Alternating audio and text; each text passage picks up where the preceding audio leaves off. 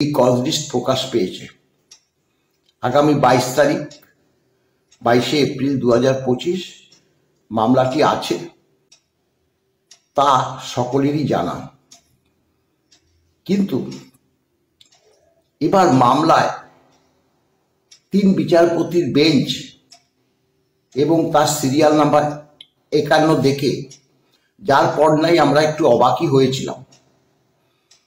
কারণ সকলেই জানেন গত 25শে মার্চ 2025 যে ডিএ মামলা মাননীয় সঞ্জয় কারোলের বেঞ্চে উঠেছিল, 44 নম্বর সিরিয়াল ছিল, ওই দিন তিনি নিজ মুখে বলেছিলেন যে আগামী 22 তারিখ যে মামলাটি উঠবে তার টপ অফ দ্য লিস্ট রাখা হবে। এবং পরবর্তীকালেও আমরা দেখেছি যে অর্ডার বেরিয়েছে সেই অর্ডারেও টপ অফ দ্য লিস্টই ছিল। এবার 3 বিচারপতির বেঞ্চে উঠছে দেখে আমরা একটু অবাকই হয়ে গিয়েছি। মাননীয় 3 বিচারপতি যথাক্রমে মাননীয় বিচারপতি বিক্রম সাহা, মাননীয় বিচারপতি আমাদের যে ডিএ মামলার যিনি গত বেঞ্চে ছিলেন মাননীয় সঞ্জয় কারোল, এবং তৃতীয় জন মাননীয় বিচারপতি সন্দীপ মেহতা, তার সিরিয়াল নাম্বার 51, বেঞ্চ নম্বর 5। ব্যাপারটা দেখে আমরা অবাক হই। আমরা সেটা খোঁজ খবর নিই এবং যে পিডিএফ কজ লিস্টটা বেরিয়েছে তাতে 1 থেকে 17 অমিট, অর্থাৎ ওই মামলাগুলো ওখানে স্থান পায়নি। 18 নম্বর থেকে মামলা শুরু হয়েছে এবং আমাদের 51 সেটা বাদ দিলে 34 নম্বর মামলাতে আসে। আপনারা জানেন যে অ্যাডভান্স লিস্ট প্রকাশ পেয়েছিল, সেটাও আমি কর্মচারীদের উদ্দেশ্যে পোস্ট করেছিলাম, সেখানেও ছিল 54 নম্বর, মাফ করবেন 45 নম্বর। তা সেটা স্বাভাবিকভাবে আমরা লক্ষ্য করেছি যে অ্যাডভান্স লিস্টের বহু কমে গিয়ে সিরিয়াল নাম্বার দাঁড়ায়। গতবার 95 ছিল, সেটা 45 হয়েছিল। এবার ভেবেছিলি 22, 23, 24, 25-এর মধ্যেই থাকবে, কিন্তু 51 এবং 17 যদি অমিট থাকে সেটা 34। এখন একটা প্রশ্ন যেটা মাননীয় বিচারপতি সঞ্জয় কারোল এই যে কজ লিস্ট বেরিয়েছে তাতে নোটে পরিষ্কারভাবে বলা আছে যে তিনি 10টা থেকে 2টো পর্যন্ত, অর্থাৎ প্রথমার্ধে এই 5 নম্বর বেঞ্চে মাননীয় 2 বিচারপতি বিক্রম সাহা এবং মাননীয় বিচারপতি সন্দীপ মেহতার বেঞ্চে বসবেন 1টা পর্যন্ত।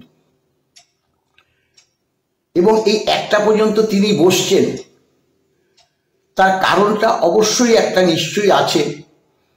কারণ আমাদের ডিএ মামলাটা তো 3 বিচারপতির বেঞ্চ নয়, এবং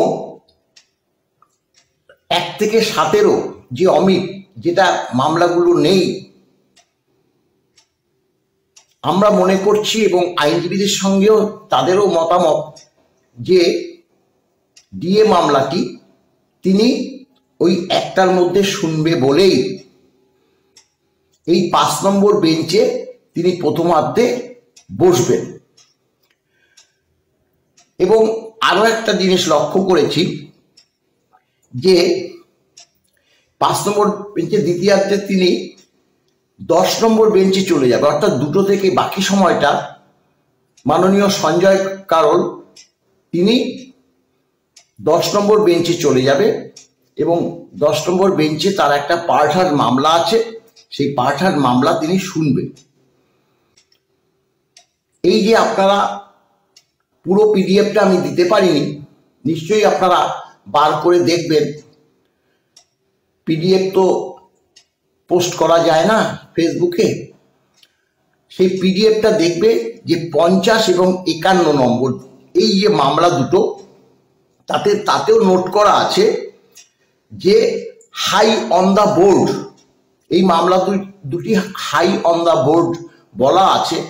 অর্থাৎ সেক্ষেত্রে এই মামলা দুটো তিনি ওই যে 1 থেকে 17 অর্থাৎ প্রথমার্ধে শোনার একটা সম্ভাবনা আছে। দেখুন, সম্ভাবনা বলবো, সুপ্রিম কোর্ট কি করতে চায়, কি করতে চলেছে, সেটা আমরা কেন, আইনজীবীরাও বুঝে উঠতে পারে না।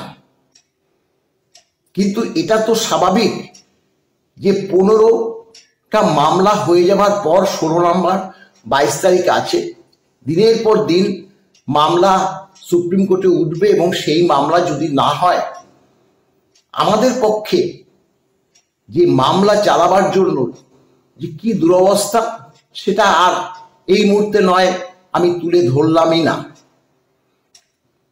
এখন প্রশ্ন হচ্ছে যে 22 তারিখে এই একটা আশার আলোই আমরা আপনাদেরকে দিতে পারি যে সঞ্জয় কারোল কেন 5 নম্বর বেঞ্চে প্রথমার্ধে এসে বসবেন।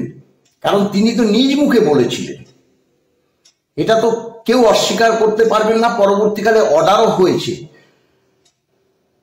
যে টপে থাকবে আমাদের ডিএ মামলাটা, এবং ওই দিন তিনি নিজেই ডেটটা বলেছিলেন। প্রথমে 14 তারিখ আমাদের এখানে যে ওই উৎসব আছে বা সোমবার পড়েছে, সেই কারণে মঙ্গলবার পয়লা বৈশাখ হলেও সুপ্রিম কোর্ট তো খোলা থাকে, কিন্তু সেক্ষেত্রে পয়লা বৈশাখটাও বাদ দিয়ে পরবর্তীকালে যেটা 22 তারিখ হয়েছে, এটা সবাই মেনে নিয়েছে। মাননীয় জাজ দয় মহাশয় তারাও বলছে ঠিক আছে, 22 তারিখ টপ অফ দ্য লিস্টে রেখেই এই মামলা শোনা হবে।